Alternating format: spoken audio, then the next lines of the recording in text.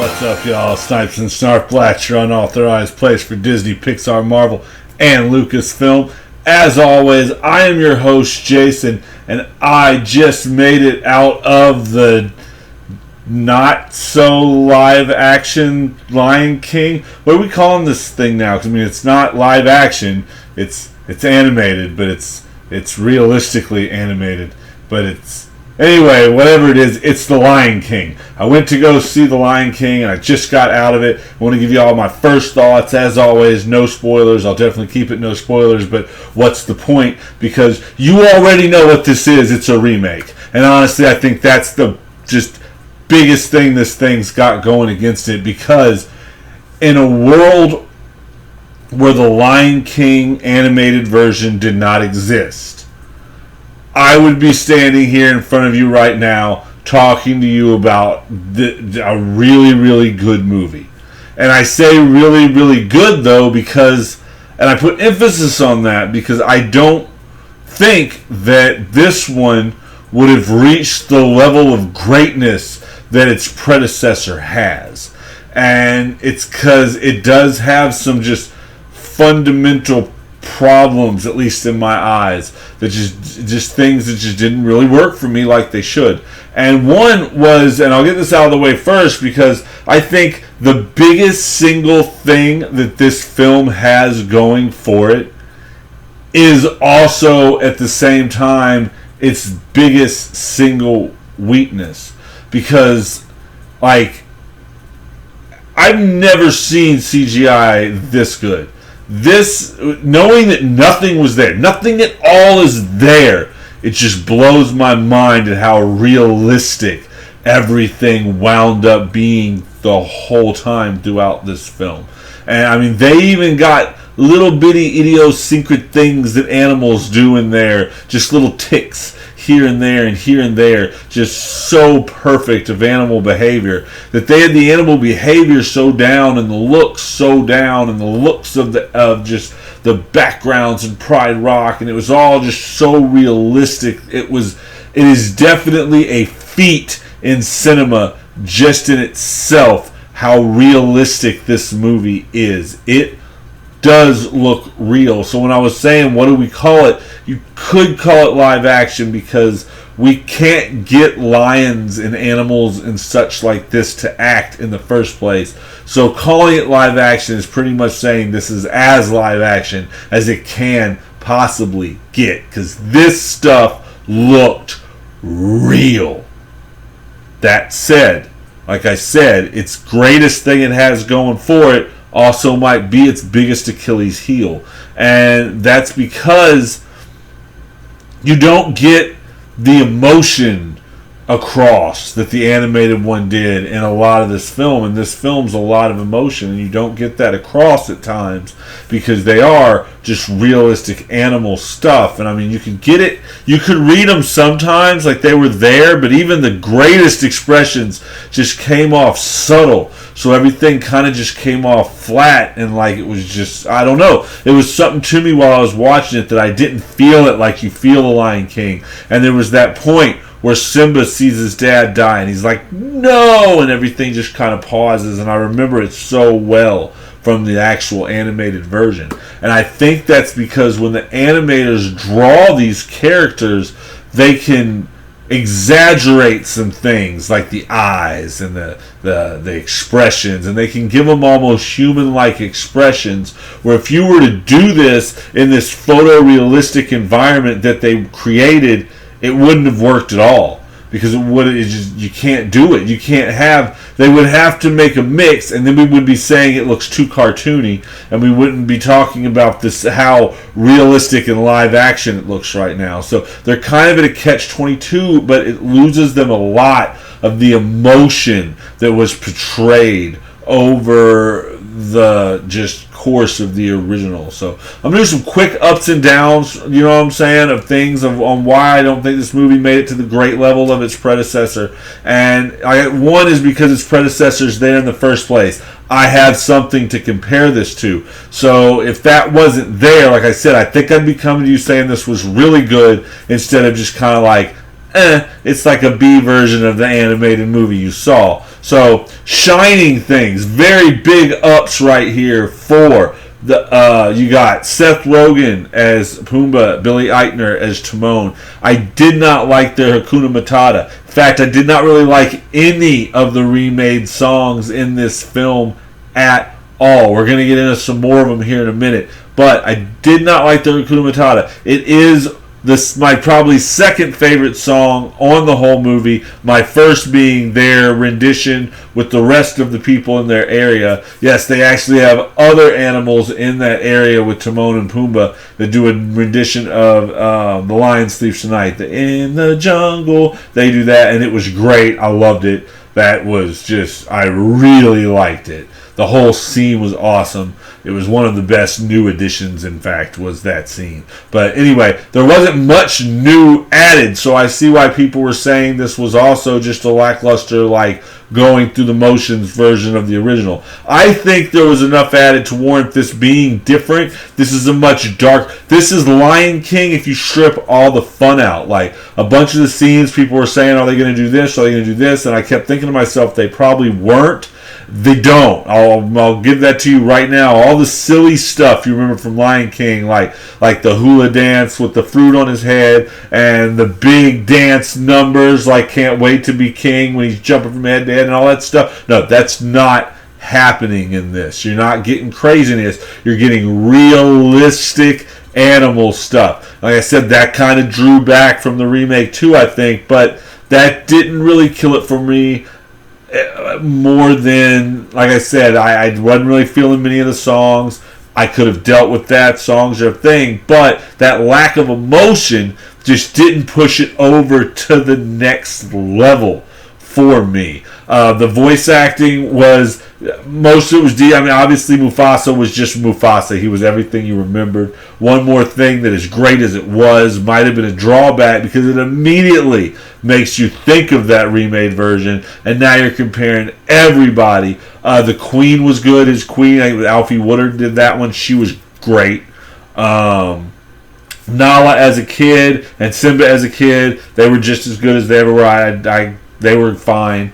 I actually liked them more than I liked probably Donald Glover and Beyonce. I'm a big Donald Glover fan, and this seemed kind of just like, I don't know, but like I said, it might be because of the lack of the emotion, but there were some things that I just wasn't reading right, and he didn't sound... Hell, he sounded as much as a kid as the other Simba sounded, so we didn't even really seem like we aged that much. But anyway, wasn't really all over his performance, but it was enough for me to say that it was good. You know what I'm saying? Beyonce, I heard some slips in her where some good old just Southern came out, and it was really weird, but it didn't stick out enough for me to say, oh my God, it happened so much, she was horrible. So she did her thing too. But the real shining stars, like I said, Seth Rogen, Pumbaa, Billy Eichner, Timon, they were amazing. You wanted to see more of them. The more they could have been there, the better it was. I want to see a movie with these two in it. They were great. In fact, throw John Oliver in there too, because John Oliver has made Zazu a character that I actually care about and really, really like, because he was great as Zazu. They threw Zazu some extra lines, and I was eating them up. But anyway, those are a couple big highlights. I did not like Scar. I did not like Scar at all, and that really hurts because I was really looking forward to it. I had heard the Be Prepared song already, and I was already a little bit worried because I didn't like it at all. I think it's Chiwetel Ejiofor doing Scar, and I didn't care for it. And once again, I think I didn't care for it because I have the perfection and the amazing, sinister awesomeness that was Jeremy Irons in the original. He was epic as Scar. I think Scar kind of made that movie, along with the hyenas. I did not care for the hyenas in this movie either. I remember in the original, they really played up the whole laughing hyena thing, and they were silly, and this and that. In this one, they went a whole nother route. The hyenas were just dark. I mean, they were creepy as hell. But I wish they would have had some comic relief and bumblingness to them like they had in the original, because it seemed like they didn't even need Scar to set up the plan. They could have done that themselves. They were beasts. Like, they were just sinister. It was like I said, they were freaky as hell. So, I mean, I don't know. That kind of took away from me. I wanted to see the bumbleness of the hyenas. They were some of my favorite characters. So, they took away some of the things I really loved. The songs just seemed phoned in. When it came to Donald Glover and Beyonce, that duet of Can You Feel the Love Tonight, I didn't like it at all. I haven't liked it since I first heard it.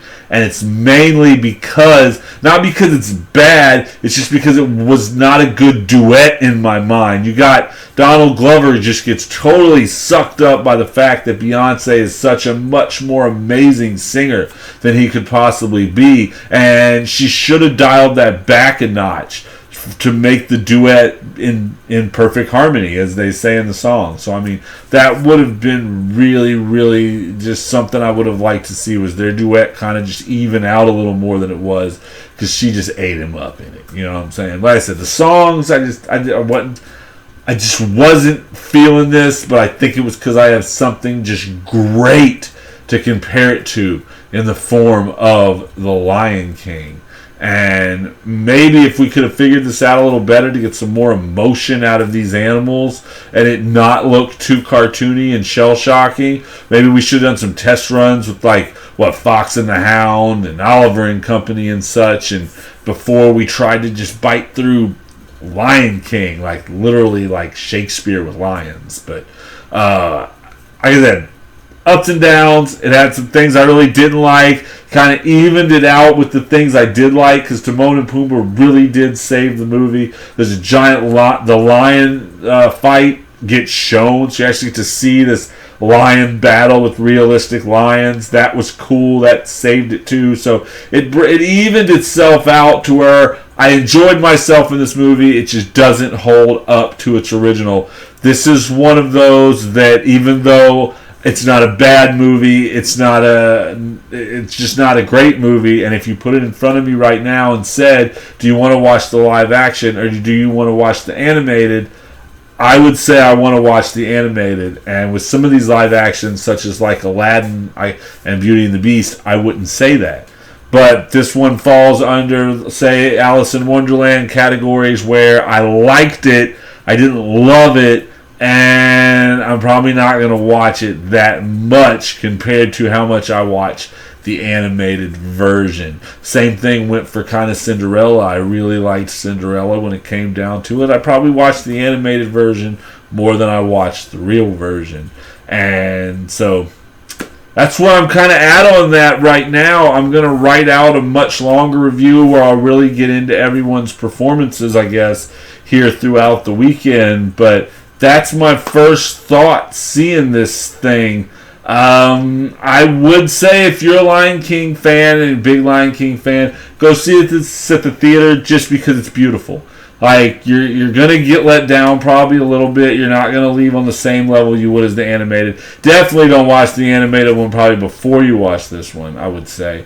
But check it out just for, like I said, it is a cinematic masterpiece when it comes to just technology alone and what they managed to pull off here. You're looking at nothing. Like, realize that was going through my head the whole time. And just to see, like I said, Billy Eichner, Seth Rogen together, that's in itself is worth the ticket price to go see this movie. But you won't be mad you went to go see it. You will be happy leaving it. You'll think you'll have fun. But you probably, if you hold the original dear in your heart, you'll probably be like, man, I wish that would have lived up to the animated fully. What was missing? Something was missing. And I hope I helped you go through that by covering the few things that was missing just for me. But like I said, decent. I would go see it again. I don't know I'm not saying I would go see it again immediately. I will give it some time when it comes out. I will definitely give it another chance. Like I said, I wish I didn't. Sometimes you wish you didn't have something to compare these things to, and this is one of those times. If this wasn't a remake, the conversation would be totally different. But it is a remake, and we do have this perfection of Shakespeare with lions to hold it to. So while it's not at that notch, it's probably about right here in the middle, because I think it's getting like a 50-60 there for a while on Rotten Tomatoes by the critics themselves, and I think that's a good call. It's right above a midway mark. It's not a poor movie, it's not a great movie, it is a movie. It is a movie you will be happy to see. It is a movie you just might not watch it again, because I don't think it's going to have that classic status that its original had. But anyway, that's my thoughts. Like I said, I'll write one out.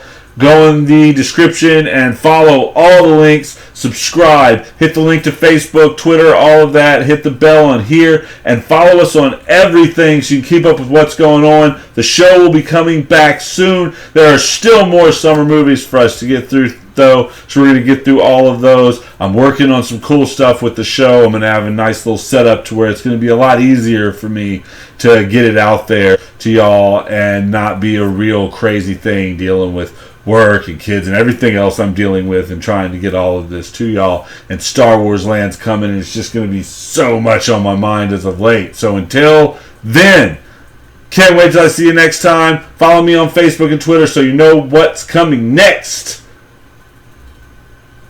Hakuna Matata.